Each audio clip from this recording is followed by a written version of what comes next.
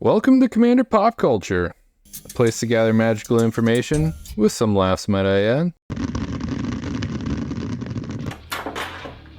See we're against Eowyn, Necrobloom, and Chishiro. They have to augment their creatures in some way. Augmenting as in they have to like equip it, put a counter on it, that kind of shenanigans. And my hand's pretty good. I got ramp, lots of ramp actually. I wish I had a token generator. I guess it can't hurt to have a lot of ramp in my opening because if I draw into one of my X spells, should do me a lot of favors. Or if people kill my commander. I'll be back. Which also could happen. It's nice as I can turn 1 Avacyn's Pilgrim and turn 2 get Baylen down, turn 3 play Entis Restoration and get the 3 basics. That's a pretty nice curve. By then I'll see 4 cards and hopefully I draw into some kind of token generator and hopefully it's an X spell. Speaking of kids, it was my daughter's 3rd birthday today. We went out for donuts for breakfast, took my kids out to a children's museum and then got a late lunch. Kids slept till 5 and gave my oldest daughter her birthday present, which was like one of those like mini trampolines with a little crossbar to hold on to. Is this a snake and samurai list?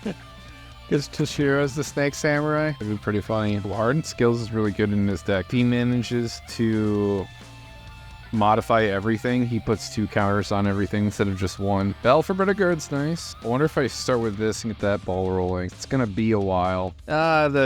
The Entis Restoration's too good. Kinda have to play that. I ain't blocking with Baylen, so I might as well crack someone. Love the Necrobloom player. Not bad. I have access to 6 mana on my turn 4. I think I'll play Welcoming Vampire into battle, and then I'll get to draw a card off of the token, unless I draw something better. He probably should have put this Dragon Mantle on the Viper, so you could get more counters thrown on his stuff. He invested 2 modifying pieces for 1 creature. I guess what's kind of cool about Chishiro is he makes these rinky-dink things that aren't very threatening into a threat. Because I don't want to get beat on by this all game long. That damage will add up. Let's go for the fun play.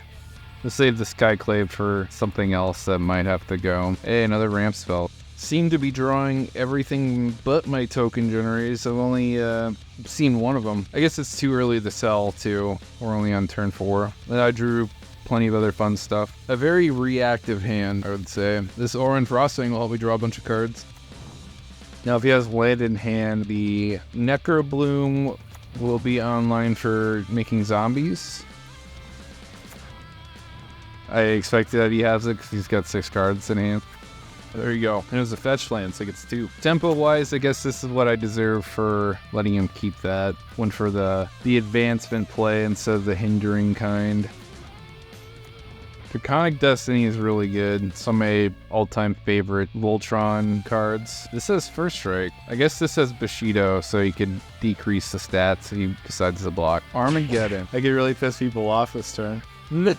Question is, can I beat the right player? I could definitely beat the left and the middle player, and then I could just devote the rest of my removal for dealing with the player on the right. I like that plan. I'm gonna piss these people off so bad.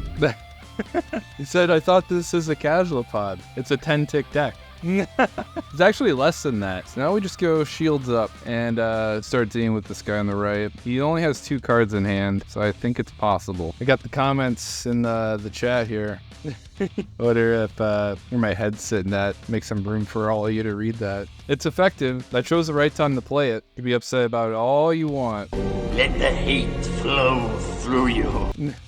He's angry. Nothing I say to the guy is going to change his stance on it. I'll just let him blow his windbag over there. Oh, made the right player surrender. I guess I could start with the next list, because I think this guy in the middle that's full of hot air is going to surrender, or he's going to slow roll me. And in that case, if you just slow roll me, I could just be notified by the game. So I'll count that as a W. In my theory, holding back on my removal was wise. All that people were doing was making big things. Those can be dealt with pretty handily with single target removal. I typically only use my single target removal to destroy card advantage pieces, so people don't get too far ahead of me. And that's why I held out as long as I did. And it happened to work out because I ripped the Armageddon off the top. And then at that point, the only person I really had to use that single target removal on was the player on the right. And If anyone that could have and should have played that out is probably that person, and since they surrendered, the Necrobloom player doesn't have a snowball's chance in hell at beating me. I didn't really get to show too much, but a win's a win. It don't matter if you win by an inch or a mile. I don't really care too much. My hand was pretty medium too. Like, I didn't have a whole lot of token generators. I only had the one, and I was still able to produce a mana with 4 tokens because of the final chapter of my saga. So I could have been drawing cards or making 2 mana per turn, plus the 2 lands I had. So I was making 4 mana over everybody else in that scenario. Pretty effective, if you ask me.